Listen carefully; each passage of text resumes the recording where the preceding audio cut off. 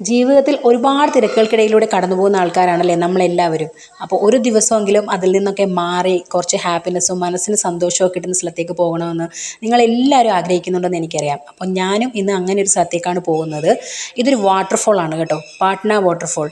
ഋഷികേശിലാണ് Patna waterfall ഉള്ളത്. അപ്പോൾ ഞങ്ങൾ വാട്ടർഫോൾ കാണുന്നതിന് വേണ്ടിയിട്ടുള്ള ഒരു യാത്രയിലാണ്.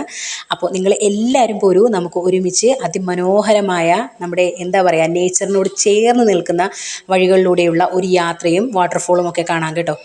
നമ്മുടെ രാജ്യത്ത് തന്നെ നമ്മൾ കാണാത്ത, നമ്മൾ തിരിച്ചറിയാത്ത ഒരുപാട് സ്ഥലങ്ങളുണ്ട് എന്നുള്ളൊരു തിരിച്ചറിവായിരുന്നു കേട്ടോ എന്നെ സംബന്ധിച്ച് എനിക്ക് യാത്രയിൽ കിട്ടിയത്. ഇത്ര മനോഹരമായ സ്ഥലം നമ്മുടെ രാജ്യത്ത് ഉണ്ടെന്നുണ്ടെങ്കിൽ തീർച്ചയായിട്ടും അവിടെ നമ്മൾ മറ്റെവിടെ പോകുന്നതിനെക്കാട്ടിയും മുമ്പ് നമ്മുടെ സ്ഥലങ്ങളിലാണ് വന്ന് കാണുകയും എക്സ്പ്ലോർ ചെയ്യുകയും ചെയ്യേണ്ടതെന്ന് എനിക്ക് തോന്നുന്നു. അപ്പം ഞങ്ങൾ ഇവിടെ നിന്നൊരു 2 വീലറൊക്കെ റെൻറ്റിന് എടുത്തിട്ടാണ് കേട്ടോ ഞങ്ങൾ പോയത്. കുറച്ചും കൂടി ഈസി നമുക്ക് അങ്ങനെ പോകുന്നതാണ്. കാരണം കുറച്ച് ഉള്ളിലോട്ടുള്ള റോഡൊക്കെ ആയതുകൊണ്ടും നമുക്ക് കുറച്ച് മനോഹരമായിട്ട് ഇവിടെ കൂടെ ജീപ്പുണ്ട്, ജീപ്പാണ് അവൈലബിൾ ആയിട്ടുള്ളത് നമുക്ക് അങ്ങോട്ട് പോകുന്നതിന് വേണ്ടിയിട്ട്. അപ്പോൾ അങ്ങനെ പോയി കഴിഞ്ഞാൽ നമുക്ക് ഈ ഇടയ്ക്ക് വണ്ടി നിർത്തുകയോ അല്ലെങ്കിൽ നമുക്ക് എന്തെങ്കിലും ഭംഗി ഒന്ന് ആസ്വദിക്കാനൊന്നും നമുക്ക് സാധിക്കില്ല, അവരെല്ലായിടത്തും ഒന്നും നിർത്തി തരില്ല. അപ്പോൾ അതുകൊണ്ട് തന്നെ 2 വീലറൊക്കെ എടുത്ത് പോവുക എന്നുള്ളതാണ് കുറച്ചും കൂടി നല്ലതെന്ന് എനിക്ക് തോന്നുന്നു. അപ്പം ഞങ്ങൾ എന്തായാലും ഒരു 2 വീലർ ഇവിടുന്ന് റെൻറ്റിനെടുത്തു. അതിനുശേഷമാണ് ഞങ്ങളുടെ യാത്ര ആരംഭിച്ചത്. നമ്മൾ പോകുന്ന വഴിയിൽ തന്നെ ഭയങ്കര മനോഹരമായിട്ടുള്ള, അതെങ്ങനെയാണ് നിങ്ങൾക്ക് ഞാൻ വാക്കുകളിലൂടെ പറഞ്ഞു തരേണ്ടതെന്ന് എനിക്കറിയില്ല. ഡെഫിനറ്റ്ലി നിങ്ങൾക്ക് ഈ വീഡിയോ കാണുമ്പോഴത്തേക്ക് അതിലൊരു പകുതിയെങ്കിലും നിങ്ങൾക്ക് മനസ്സിലാവുന്നുണ്ടാവും. അത്ര മനോഹരമാണ് കേട്ടോ. ഗംഗയാണ് നമ്മുടെ സൈഡിൽ കൂടെ ഒഴുകുന്നത്. അതിൻ്റെ സൈഡിൽ മൊത്തം ഇതേപോലത്തെ മലകളും അങ്ങനത്തെ ഒരു ഭയങ്കരമായിട്ടുള്ള ഒരു നേച്ചർ ഫ്രണ്ട്ലി ആയിട്ടുള്ള ഒരു സ്ഥലമാണ് കേട്ടോ. ഇങ്ങോട്ട് കയറുന്തോറും വീടുകളൊക്കെ വളരെ കുറവാണ്. അധികം ടൂറിസ്റ്റ് ആയിട്ടുള്ള അങ്ങനെ ആൾക്കാരൊക്കെ വരികയും കാണുകയും ചെയ്യുന്നൊരു സ്ഥലമാണ്. പക്ഷേ ഭയങ്കര ടൂറിസ്റ്റ് ആയിട്ടുള്ള ഒരു പ്ലേസ് അല്ല. കാരണം കുറച്ച് ഹൈക്കിങ്ങിനെ ഇഷ്ടപ്പെടുന്ന അല്ലെങ്കിൽ നേച്ചറിനെ കുറച്ചുകൂടി ഇഷ്ടപ്പെടുന്ന ആൾക്കാർക്കൊക്കെ വരികയും കാണാൻ പറ്റുകയൊക്കെ ചെയ്യുന്നൊരു സ്ഥലമാണ്. അപ്പോൾ ഞങ്ങൾ എന്തായാലും എനിക്ക് അവിടെ പോകണമെന്ന് ഭയങ്കര ആഗ്രഹമായിരുന്നു. അതുപോലെ കയറാൻ പറ്റുമോ ഇല്ലയോ എന്നുള്ള കാര്യമൊന്നും എനിക്ക് ഉറപ്പില്ല. എന്തായാലും നമുക്കവിടെ പോയി അതിൻ്റെ കാഴ്ചകളും ഭംഗിയൊക്കെ കണ്ടിട്ട് എങ്ങനെയാണെന്ന് ബാക്കിയുള്ള കാര്യങ്ങളൊക്കെ തീരുമാനിക്കാം എന്നുള്ള രീതിയിലാണ് കേട്ടോ ഞാൻ മുമ്പോട്ട് പോയത്. ശരിക്കും ഞങ്ങളിപ്പോൾ പോകുന്നതേ ഇടുക്കി കൂടെ ഗംഗ ഒഴുകി എങ്ങനെ ഇരിക്കും ആ ഒരു സ്ഥലത്തിൽ കൂടെയാണ് കേട്ടോ. ശരിക്കും ഇടുക്കിയാന്ന് അല്ലാതെ പറയത്തില്ല, അതേപോലെ ഉണ്ട് കാണാനായിട്ട്. ഇടുക്കി പോലെ തന്നെ ഉണ്ട് കാണാനായിട്ട്. അതിൽ കൂടെ ഗംഗ ഒഴുകിയാലുള്ളൊരു ഭംഗിയുണ്ടല്ലോ, അതേപോലെ ഉണ്ട്. എടുക്കണ്ടെന്ന് വിചാരിച്ചാലും ഫോണിലങ്ങ് എടുത്തു പോകും, അത്രയ്ക്ക് ഭംഗിയാണ് കാണാനായിട്ട്. എത്രയൊക്കെ വീഡിയോയ്ക്കകത്ത് ഇടാൻ പറ്റുമെന്ന് അറിയത്തില്ല, എങ്കിൽ പോലും ഭയങ്കര രസമാണ് കേട്ടോ. ആ വെള്ളവും കൂടെ ഇടയ്ക്ക് വന്നേക്കുന്നതുകൊണ്ട് ഇടുക്കിയിൽ നമുക്ക് 2 സൈഡിൽ ഇങ്ങനെ മലയും ഇതൊക്കെയാണല്ലോ കാണുന്നത്. അതിനിടയ്ക്ക് ഒരു വെള്ളവും കൂടെ വരുമ്പോൾ ഒരു ഭംഗിയുണ്ടല്ലോ, അത് അടിപൊളിയാണ്. പറ്റുന്നവരൊക്കെ ഇവിടെ തന്നെ നേരിട്ട് വന്ന് കാണുക. ഇതുവഴി ശരിക്കും ഡ്രൈവ് ചെയ്യുമ്പോൾ കുറച്ച് കെയർഫുള്ളായിട്ട് വേണം കേട്ടോ ഡ്രൈവ് ചെയ്യുന്നതിന് വേണ്ടിയിട്ട്. കാരണം ഇങ്ങനെ കുത്തനെയുള്ള കയറ്റം ആയതുകൊണ്ടും ഫുള്ളിങ്ങനെ വളവുകളായതുകൊണ്ടും വണ്ടികൾ ഇഷ്ടം പോലെ ഉണ്ട്. അപ്പം നമ്മൾ ശ്രദ്ധിച്ച് വണ്ടി ഓടിക്കണം. കൂടുതലും കാറുകളിലൊക്കെ വരുന്ന ആൾക്കാരാണല്ലോ, അതെങ്കിലും 2 വീലേഴ്സ് അങ്ങനെയുള്ള ആൾക്കാരും ഒക്കെ ഉണ്ട്. ഇവിടെ വന്നിട്ട് റെൻറ്റിന് എടുത്തിട്ട് പോകുന്ന ആൾക്കാരും അങ്ങനെയുള്ള ടൂറിസ്റ്റുകളൊക്കെ ഒരുപാടുണ്ടായിരുന്നു കേട്ടോ. അപ്പോൾ ഇവരൊക്കെ ഇപ്പം കയറിയിട്ട് തിരിച്ചിറങ്ങി വരുന്ന അങ്ങനെയുള്ള ആൾക്കാരൊക്കെയാണ്. അപ്പോൾ ഇതെന്ന് പറയുന്നത് നമുക്ക് ഇവിടുന്ന് ഒരു ചെക്ക് പോയിൻ്റ് പോലെയാണ്. അപ്പോൾ ഇവിടുന്ന് അകത്തോട്ട് പോകുന്നെങ്കിൽ നമുക്ക് ചെറിയൊരു ചാർജ് ഉണ്ട്. അവരവിടെ നമുക്ക് ചാർജ് ചെയ്യുന്നുണ്ട്. കാറിനൊക്കെ ആണെങ്കിൽ 40 രൂപ അങ്ങനെ, പിന്നെ സ്കൂട്ടർ അങ്ങനെയൊക്കെ ആണെന്നുണ്ടെങ്കിൽ 20 രൂപ, അങ്ങനെ ഒരു ചെറിയ ചാർജസ് ഉണ്ട് ഇവിടെ. അപ്പോൾ അത് കൊടുത്തതിന് ശേഷം മാത്രമേ അവർ നമ്മളെ അകത്തോട്ട് കയറ്റി വിടത്തുള്ളൂ കേട്ടോ. അവരൊരു കൂപ്പൺ നമുക്ക് തരും. അപ്പോൾ അത് നമ്മുടെ കയ്യിൽ വെച്ചിട്ട് നമുക്ക് അകത്തോട്ട് പോവാം. അപ്പോൾ അത് ഗവൺമെൻറ് അംഗീകൃതമായിട്ടുള്ള വല്ല ചെക്കിംഗ് ആണോ എന്നൊന്നും അറിയില്ല. എങ്കിലും എല്ലാവരെയും അവിടെ നിർത്തി അവരിങ്ങനെ ഒരു സ്റ്റോപ്പ് ബോർഡ് വെച്ചിട്ടുണ്ടായിരുന്നു. നിർത്തിയിട്ട് ആൾക്കാരുടെ നിന്നൊക്കെ വണ്ടിക്കാരുടെ നിന്നൊക്കെ പൈസ വാങ്ങിക്കുന്നുണ്ടായിരുന്നു. അപ്പോൾ ഞങ്ങളും കൊടുത്തു 20 രൂപ. അതിനുശേഷം നമുക്ക് റെസിപ്റ്റ് കിട്ടി. അങ്ങനെ അതുമായിട്ടാണ് നമ്മൾ മുമ്പോട്ടുള്ള നമ്മുടെ യാത്ര തുടർന്നത് കേട്ടോ. കുറച്ച് ദൂരം കൂടി നമുക്കുണ്ട് ഇവിടുന്ന് എത്തിച്ചേരുന്നതിന് വേണ്ടിയിട്ട്.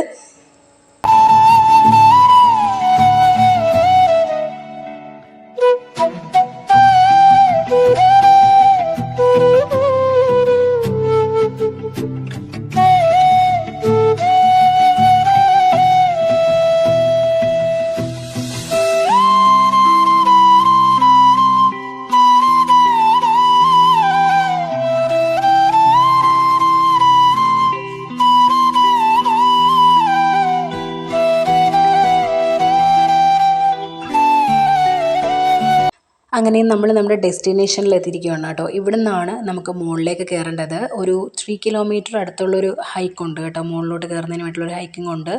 അപ്പോൾ വണ്ടിയൊക്കെ ആൾക്കാർ ഇവിടെ നിർത്തി വെച്ചിട്ട് ഒരുപാട് ആൾക്കാർ മുകളിലോട്ട് കയറി പോയിട്ടുണ്ടായിരുന്നു. നമുക്ക് റോഡ് സൈഡിൽ തന്നെയാണ്, ഒരുപാട് നമുക്ക് കണ്ടുപിടിക്കുന്നതിന് വേണ്ടിയിട്ടൊന്നും അങ്ങനെ പാടൊന്നുമില്ല. ഇതിൻ്റെ ഫ്രണ്ടിൽ തന്നെ ഒരുപാട് ടീ ഷോപ്പ്, അങ്ങനെ നമുക്ക് വെള്ളം വിൽക്കുന്നതിനുള്ള കടകൾ, അങ്ങനത്തെ കടകളൊക്കെ റോഡിലുണ്ടാവും. അപ്പോൾ നമുക്ക് ഈസി ആയിട്ട് നമുക്കിത് ലൊക്കേറ്റ് ചെയ്യാൻ പറ്റും. പിന്നെ ഗൂഗിൾ മാപ്പ് വഴിയൊക്കെ നിങ്ങൾ സെർച്ച് ചെയ്യുകയാണെങ്കിലും കറക്റ്റായിട്ടുള്ള ലൊക്കേഷൻ കിട്ടും കേട്ടോ. അപ്പോൾ അതിനുശേഷം നമ്മൾ ഇവിടുന്ന് ഇങ്ങനെ കുറച്ച് ഈസി ആയിട്ടുള്ള ഇങ്ങനത്തെ റോഡ് പോലെ അങ്ങനെയൊന്നും അല്ല, ഇതുപോലെ കല്ലുകളാണ്. ശരിക്കും ഒരു മലയിലേക്ക് നമ്മൾ കയറുന്ന അതേ ഫീലാണ് കേട്ടോ. അപ്പോൾ നമ്മളിങ്ങനെ കയറി പോകുന്ന സൈഡിൽ തന്നെ നമുക്ക് കാണാൻ പറ്റും വാട്ടർഫോളാണ് ആ സൈഡിൽ കൂടെ ഒക്കെ പോകുന്നത്. മുകളിൽ നിന്ന് വരുന്ന വെള്ളമാണ് കേട്ടോ. അപ്പോൾ താഴെ അവിടെ നിന്നും കുറേ ആൾക്കാരൊക്കെ കുളിക്കുകയും മറ്റുമൊക്കെ ചെയ്യുന്നുണ്ടായിരുന്നു, ഫാമിലീസൊക്കെ ഇങ്ങനെ മുകളിലോട്ട് കയറാൻ പാടുള്ളവരൊക്കെ. അപ്പോൾ ഞങ്ങൾ കയറുന്ന സമയത്ത് കുറേ പേരൊക്കെ താഴത്തോട്ട് ഇറങ്ങി വരുന്നുണ്ടായിരുന്നു. പിന്നെ എല്ലാവരും ഒന്നും ഏറ്റവും മുകളിൽ വരെ പോകാനായിട്ട് ശ്രമിക്കാറില്ല കേട്ടോ. ഇങ്ങനെ ഇടയ്ക്കിടയ്ക്കൊക്കെ ഇതേപോലത്തെ ചെറിയ ചെറിയ വാട്ടർഫോൾസ് ഉണ്ട്. അപ്പോൾ അവിടെയൊക്കെ സ്പെൻഡ് ചെയ്യുകയും അങ്ങനെയൊക്കെ ചെയ്യുന്നവരാണ് കൂടുതൽ, ഫാമിലി ആയിട്ടൊക്കെ വരുന്നവർ. കുറച്ച് ഫിസിക്കൽ എഫേർട്ട് വേണ്ട ഒരു ഹൈക്കിംഗ് ആണ് കേട്ടോ ഇത്. കാരണം നമുക്കത്ര ഈസി ആയിട്ട് കയറാൻ പറ്റില്ല. എൻ്റെ ഒരു ഫിസിക്കൽ കണ്ടീഷൻ വെച്ചിട്ട് ഇപ്പം ഭയങ്കര മോശമായിട്ടുള്ളൊരു ഫിസിക്കൽ കണ്ടീഷനാണ് കേട്ടോ. കാരണം വേറെ അസുഖവും പ്രശ്നങ്ങളൊന്നുമല്ല, ഹെൽത്ത് വൈസ് ഭയങ്കര, ഇപ്പോൾ എൻ്റെ വർക്കും അങ്ങനത്തെ കാര്യങ്ങളും എല്ലാം കൂടി വന്നപ്പോഴത്തേക്ക് ഒരുപാട് ഫിസിക്കലി കുറച്ച് ഓവർ വെയ്റ്റും അങ്ങനത്തെ കാര്യങ്ങളൊക്കെയാണ് കേട്ടോ.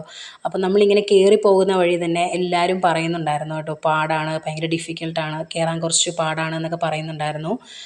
അപ്പോൾ ഞാൻ കയറണോ വേണ്ടയോ എന്ന് ഒരുപാട് തവണ ആലോചിച്ചു കേട്ടോ. പകുതി വഴിക്കൊക്കെ വെച്ചിട്ട് പിന്നെ നമുക്ക് പറ്റില്ല എന്ന് വന്നു കഴിഞ്ഞാൽ പിന്നെ അത് ഇവർക്കും കൂടെ ബുദ്ധിമുട്ടാകുമല്ലോ. അപ്പോൾ ഇവരും പകുതി വഴിക്ക് കയറിക്കഴിഞ്ഞാൽ പിന്നെ പാടാണെന്ന് കരുതിയിട്ട് ഞാൻ ഒരുപാട് തവണ ആലോചിച്ചു. അങ്ങനെ ഞാൻ എന്തായാലും കയറുന്നില്ല എന്നുള്ളൊരു ഡിസിഷനിലേക്കാണ് കേട്ടോ ലാസ്റ്റ് എത്തിയത്. അപ്പോൾ ഇവർ രണ്ടുപേരും എന്തായാലും കയറാനായിട്ട് ഭയങ്കര ഹാപ്പി ആയിട്ട് നിൽക്കുമായിരുന്നു. അപ്പോൾ വിനീനെ സംബന്ധിച്ച്, വിനിയാണ് കേട്ടോ ആയിക്കുട്ടീനെ ഫുൾ ടൈം ഇങ്ങനെ മുതുകത്ത് എടുത്തുകൊണ്ടാണ് കേട്ടോ പോയത്. അങ്ങോട്ട് ഫുള്ളും കയറിയതും അങ്ങനെയാണ്, തിരിച്ച് ഇറങ്ങിയതും അങ്ങനെ തന്നെയാണ്. അപ്പോൾ എനിക്ക് ഒറ്റയ്ക്ക് തന്നെ കയറാൻ പറ്റുന്നുണ്ടായിരുന്നില്ല. അപ്പോൾ വിനിക്കൊരു വലിയൊരു ഹാറ്റ്സ് ഓഫ് പറയണം, ഇത്രയും കഷ്ടപ്പെട്ടിട്ട് അവനെ എടുത്ത് മോള് വരെ കയറി തിരിച്ചിറങ്ങി വന്നതിന് കേട്ടോ.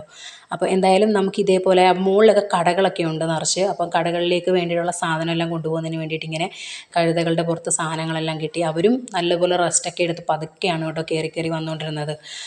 മനുഷ്യന്മാരെ പോലെ തന്നെ അവർക്കുണ്ടല്ലോ ടയർഡ്നെസ്സും ക്ഷീണമൊക്കെ. അപ്പോൾ അവരും ഇങ്ങനെ കുറേ നേരം നിന്നിട്ട്, അപ്പോൾ ഇവർ നമ്മുടെ അടുത്തൂടെ കയറി വരുമ്പോൾ നമ്മൾ കുറച്ച് ശ്രദ്ധിക്കണം. ഓപ്പോസിറ്റ് സൈഡിൽ ഇങ്ങനെ ഡീപ്പായിട്ടുള്ള ഇങ്ങനെ കൊക്ക പോലെ തന്നെയാണ്.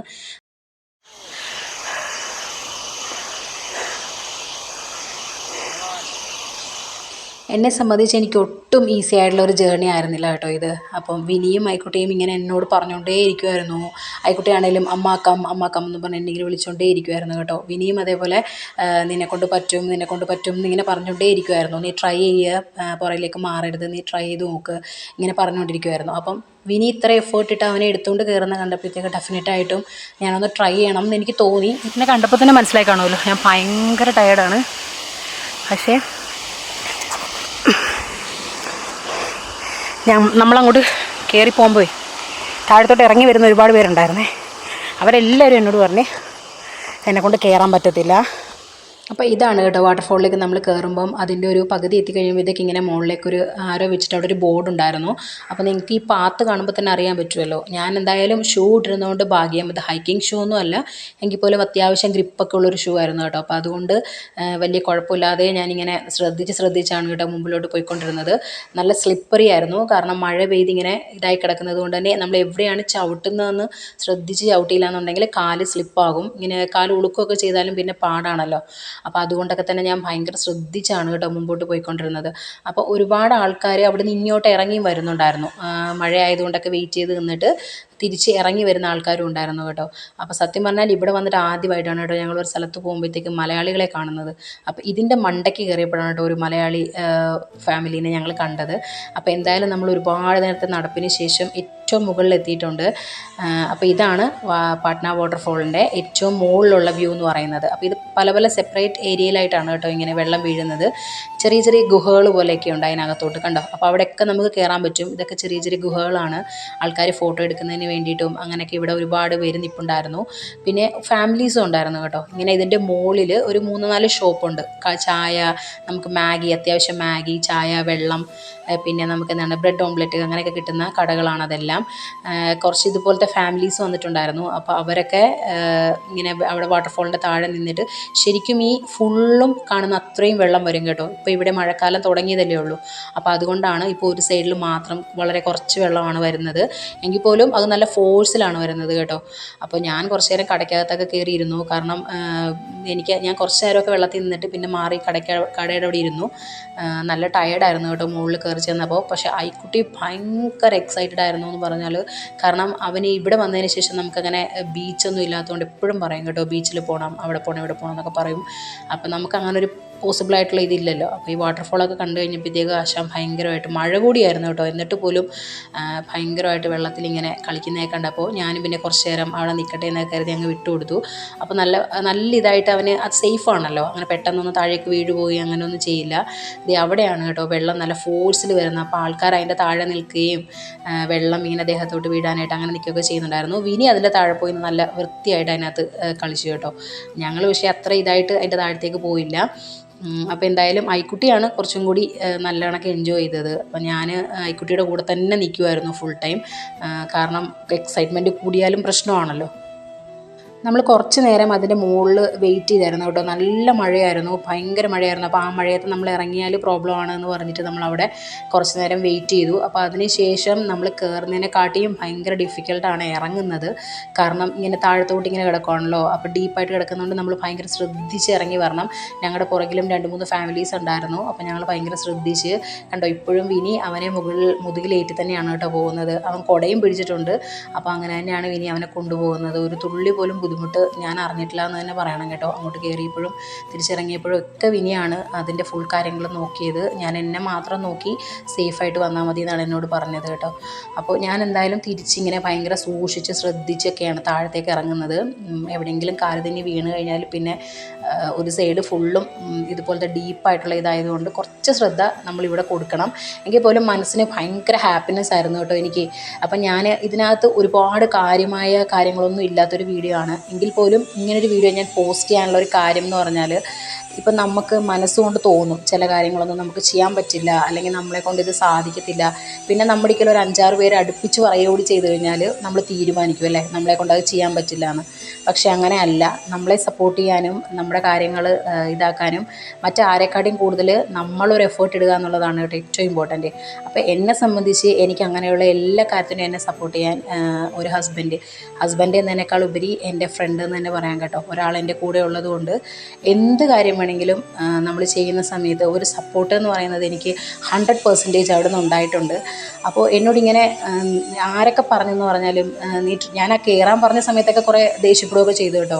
എനിക്ക് കയറാൻ പറ്റില്ല, ഡിഫിക്കൽട്ടാണ് എന്നൊക്കെ പറഞ്ഞിട്ട്. പക്ഷേ എങ്കിൽ പോലും നിനക്ക് പറ്റും, നീ ട്രൈ എന്ന് പറഞ്ഞതുകൊണ്ട് മാത്രമാണ് ഞാൻ മുകളിൽ കയറിയത്. അവിടെ കയറി അവിടെ ചെന്ന് അവിടെ സ്പെൻഡ് ചെയ്ത് കഴിഞ്ഞപ്പോഴത്തേക്ക് ഞാൻ മനസ്സിലാക്കി മറ്റുള്ളവർ പറയുന്ന പോലെ അല്ല, നമ്മളിൽ തന്നെ കുറച്ച് വിശ്വാസം വെക്കണം. അതിനുശേഷം നമ്മൾ ട്രൈ ചെയ്ത് നോക്കണം. നത്തിങ് ഈസ് ഇമ്പോസിബിൾ എന്നല്ലേ പറയുന്നത്. അപ്പം നമ്മളെക്കൊണ്ട് ചെയ്യാൻ പറ്റാത്തതായിട്ട് ഒരു കാര്യം ഉണ്ടെന്ന് ഞാൻ വിചാരിക്കുന്നില്ല.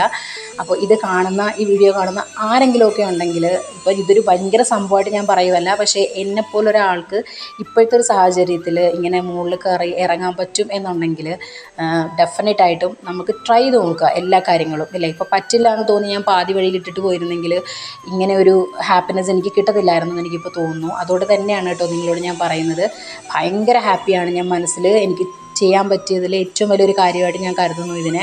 അപ്പോൾ നമ്മളെന്തായാലും തിരിച്ച് അതൊക്കെ ഇറങ്ങി നമ്മൾ തിരിച്ച് നമ്മുടെ വണ്ടി ഇവിടെ നിന്നാണ് കേട്ടോ എടുത്തത്. ഇത് ഹീറോയുടെ ഒരു ഷോറൂമായിരുന്നു. ഇവിടെ നിന്നാണ് നമ്മൾ 2 വീലർ എടുത്ത് നമുക്ക് പോകുന്നതിന് വേണ്ടിയിട്ട്.